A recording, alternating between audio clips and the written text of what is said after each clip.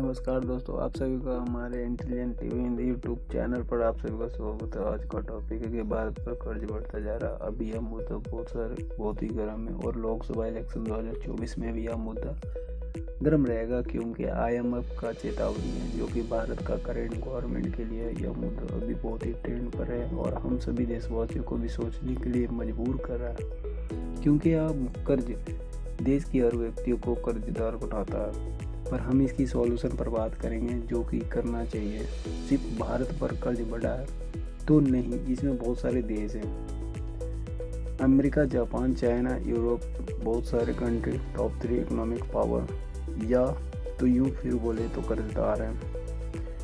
तो अब बात करते हैं कि भारत का गवर्नमेंट की जो बोल रही है कि चिंता की कोई बात नहीं है, पर कैसे। तो अब थोड़ा गवर्नमेंट का डाटा और फ्यूचर प्रोग्राम एंड प्रोजेक्ट को एनालिसिस करेंगे और देखेंगे कि हम सब भारत सरकार की बातों में कितना दम है। भारत सरकार की कमाई के 10 फ्यूचर के खजाने जिसके दम पर कर्ज देने और लेने में सक्षम होंगे। तो पहला है इंफ्रास्ट्रक्चर। किसी भी देश का विकास में महत्वपूर्ण योगदान होता है। USA, चाइना, वियतनाम, जर्मनी इसका प्रमुख एग्जाम्पल है। भारत सरकार का कुछ ऐसे प्रोजेक्ट में पैसा इन्वेस्ट हुआ है, उसका लाभ रिटर्न लॉन्ग टाइम तक होगा। जैसे कि मालगाड़ी के लिए DFC कॉरिडोर, जिसमें मोटा कमाई के साथ निर्यात सामान को टाइम से एक स्थान से दूसरे स्थान भेजने से सुगम होगा। उसी प्रकार port, rail, expressway, high speed train, bullet train, hyperloop train, inland waterways, airport, tourism corridor, defence corridor, industrial corridor, ये सभी सरकार का मोटा कमाई का जरिया है। दूसरा आता है सर्विस सेक्टर।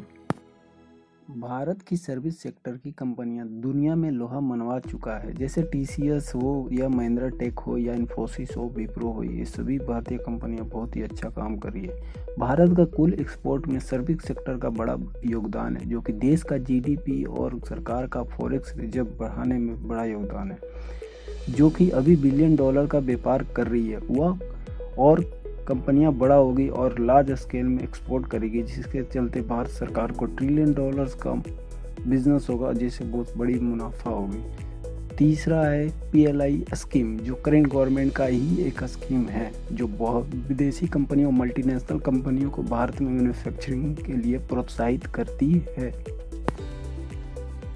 यह BJP गवर्नमेंट का मास्टर स्ट्रोक है। इस स्कीम की खूबियों की वजह से बड़ी बड़ी मल्टीनेशनल कंपनियां भारत में आकर मैन्युफैक्चरिंग प्लांट लगा रही है, और जिससे देश की जनता को रोजगार और सरकार को टैक्स के माध्यम से बड़ा रेवेन्यू आएगा।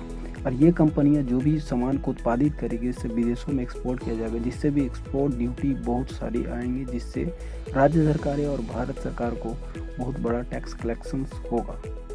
जैसे कुछ कंपनियों का नाम है, जैसे एप्पल है, माइक्रोसॉफ्ट है, फॉक्सकॉन है, सैमसंग है, और भी बहुत सारी कंपनी है आने वाले हैं, जैसे गूगल, टेस्ला, ये सभी टॉप ब्रांड्स आने के लिए इन्वेस्टमेंट करने के लिए तैयार हैं।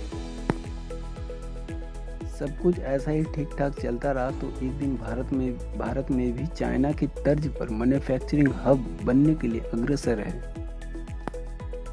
चौथा है इनोवेशन एंड आइडिया, जिसमें भारत में आने वाले टाइम पर सुपर पावर बनने का दम रखता है। जैसे डिजिटल इंडिया प्रोग्राम हो या UPI द्वारा डिजिटल पेमेंट करना हो, इन सभी में टॉप में रहते हैं। हाइपरलूप प्रोटोटाइप या रेल को वर्ल्ड क्लास बनाना हो या डिफेंस इक्विपमेंट का निर्माण हो, या सभी उद्योग आगे चलकर भारत सरकार के खजाने में बढ़ोतरी करेगा। अगला है मार्केट एंड पॉपुलेशंस।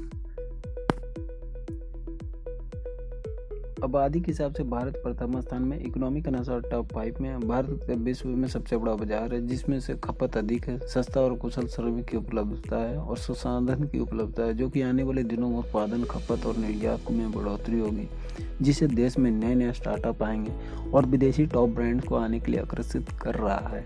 पॉपुलेशन हमारी टॉप 1 पे है, जिसके कारण यहाँ पर बहुत सारी कंपनियाँ इन्वेस्ट करेंगी और बहुत सारे कंपनियों को बहुत सारी वस्तुओं को यहाँ के उपभोक्ताओं के लिए उपलब्ध करवाना होगा, जिसके कारण यहाँ क्या है कि बहुत बड़े बाजार होने के कारण ये बहुत बड़ी बड़ी कंपनियों को बहुत ही जल्दी ग्राहक मिल जाएंगे और बहुत बड़ा बड़ा इन्वेस्टमेंट आएगा, जिससे देश में बहुत सारा रोजगार, स्टार्टअप, बिजनेस सब कुछ सुचारू रूप से चलेंगे और सब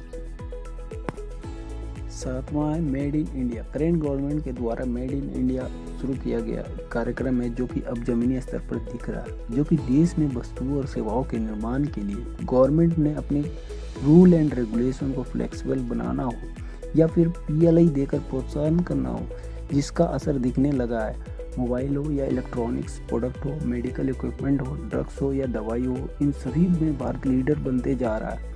यहाँ तक चाइना को मोबाइल सेक्टर में पछाड़ चुका है, जर्मनी को फार्मा इंडस्ट्री में पछाड़ चुका है। एप्पल फ़ोन हो या सेमीकंडक्टर हो, डिफेंस आइटम हो या लैपटॉप हो, एकल पुर्जे हो, सभी का निर्माण हो रहा है। इस तरह से देश की कंपनियों का साइज बड़ा होता जा रहा है और दुनिया भर के कई देशों में अपने ये कंपनियां पैर जमा कर बहुत सारे बड़े व्यापार कर रहे हैं, जिसके कारण गवर्नमेंट को बहुत सारा रेवेन्यू और विदेशी मुद्राएं प्राप्त हो रहे हैं।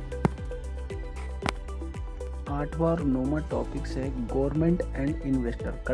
करंट गवर्नमेंट का प्रचंड जीत और देश की जनता को जिस प्रकार बहुमत के साथ सत्ता दे रही है, जिससे दुनिया भर के इन्वेस्टर और बड़े बड़े उद्योगपतियों जो कि गवर्नमेंट पर ट्रस्ट कर खूब सारा इन्वेस्टमेंट किया जा रहा है, जिससे देश का विकास में महत्वपूर्ण योगदान है। पॉलिटिकल स्टेबिलिटी होने से कोई भी